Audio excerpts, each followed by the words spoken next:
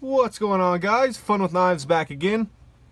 You know what? Feels like it's been a long time since I've actually done a review. Been branching out in all these different directions. It's time to get back to the bread and butter of the channel, and that is reviewing knives like this Kershaw Flourish that I'm going to review today.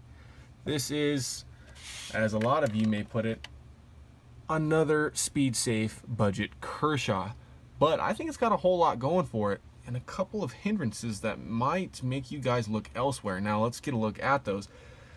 First, the specs. Of course, we have a blade length of 3.5 inches, a handle length of roughly 5 inches, making your overall length 8.5.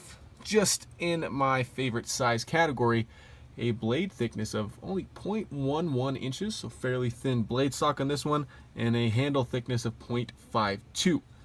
Now I know some of you guys may stop watching at this particular specification. That is weight 5.3 ounces, full stainless steel liners.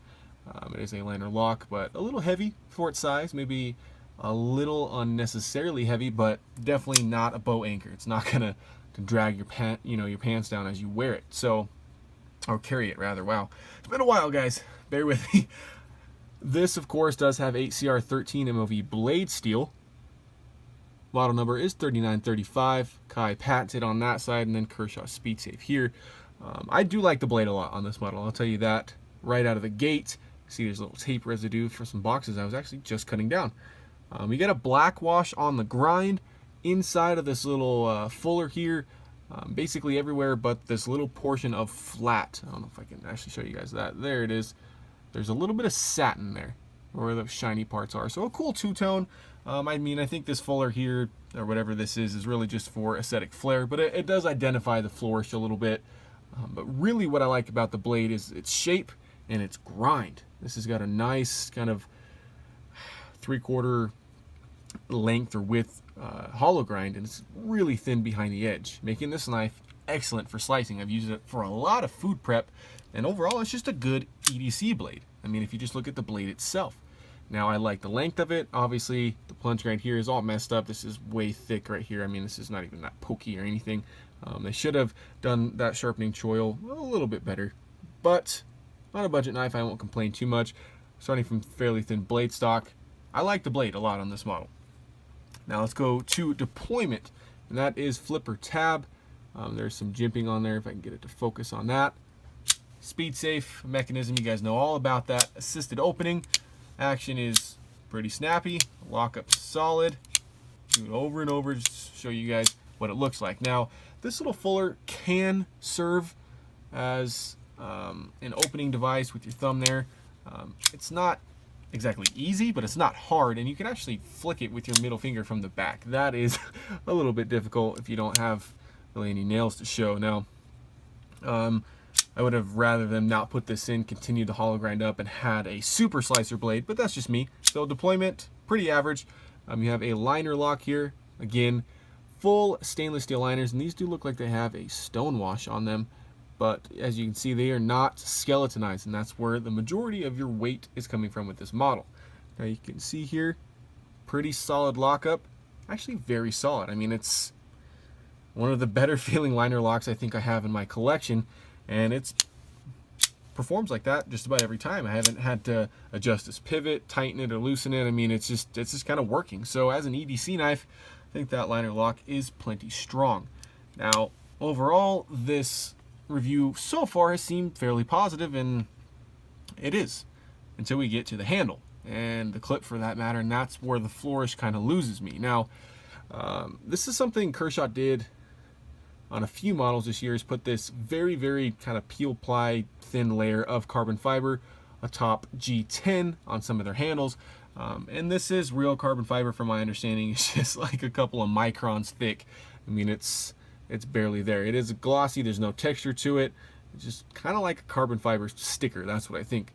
I think it looks okay. I mean, it doesn't look like this is some crazy high quality knife, but then again, I don't think it's supposed to. It does look nice, I'll give it that. My problem is not with how the handle looks, it's how the handle feels.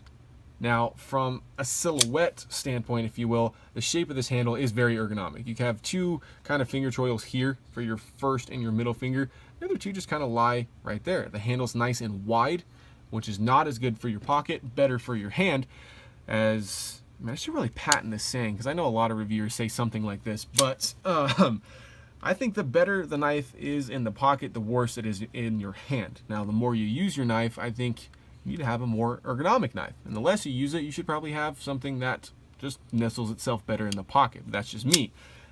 This knife is good in hand, just from that silhouette standpoint, until you get to the edges of this knife. The edges of the G10, it looks like they're chamfered off, but they're really not.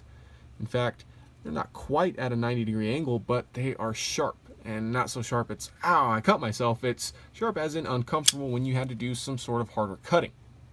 Now, the real portion of the handle that is sharp is here. This cutout around the lanyard loop, this right here, is ridiculously sharp. Like, it's so sharp I'm going to have to take a Dremel to it to kind of flatten it out. Now, the only reason I say that is because I've cut my pinky a couple of times when this knife is in the pocket. So if you can imagine that, I wish I had a piece of fabric here or something. You'd think I would. Okay, let me find something. Imagine this piece of paper is, that's my lucky fat man. Latitude 43 lunar thing. Anyway, long story. Imagine that is the outside of my pocket. My phone sits right here. I go in to grab my phone, I go here and I scratch my pinky on that. You can see just a tiny bit of skin pulled up, and it's actually bled a couple of times on that. And to me, that's just unacceptable. It's not a huge painful issue. It's just kind of an annoyance that really shouldn't be there. It's just kind of a QC thing that should have got taken care of. So this region of the Flourish really keeps it out of my pocket, and I do not like the clip on this model. It's kind of goofy. I mean, it's all swervy and I don't know, it leaves a lot out of the pocket when it says it's a deep carry clip, and it's most certainly not. Now back to the good stuff. The construction feels pretty good. I mean, it's got a mainly closed design with a plastic back spacer. Everything fits together nice though. I mean, the liners and the scales are nice. The jimping's done pretty well where it's not too aggressive, but it's definitely there. Like I said, the deployment and the lockup are fine. The positioning of the lanyard hole is actually really nice. If you guys like the lanyard thing, this is probably a good budget knife to throw a lanyard on. And the blade centering, like most budget Kershaws, is near perfect. I mean, they're always drifting just a hair, but this one's pretty good. So I think versus every other thing that Kershaw's put out in this price range as $30 to $40, this is probably a lower $30 knife. This is a pretty good choice if you can deal with the sharp edges. I mean, it's kind of sharp all over with that G10. I really wish they'd have just rounded that off slightly, and I might do it myself. Maybe I'll sell this one, maybe I'll give it away, who knows. I don't know if it's worth the effort to keep it, because I mean, I really like this part of the knife, the blade. The handle, not so much. It's got some issues. I mean, maybe if I rounded that out, it would be much better. I think it would. So let me know what you guys think of this one. Overall, I think it's a good knife. They do their 8CR13 MOV steel fairly well. It performed well for me in the past that I've carried. It's kind of my size of knife, my blade shape of knife. It's just those little things keep me from really recommending it to you guys. So thanks for watching as always, and remember, have fun with your knives.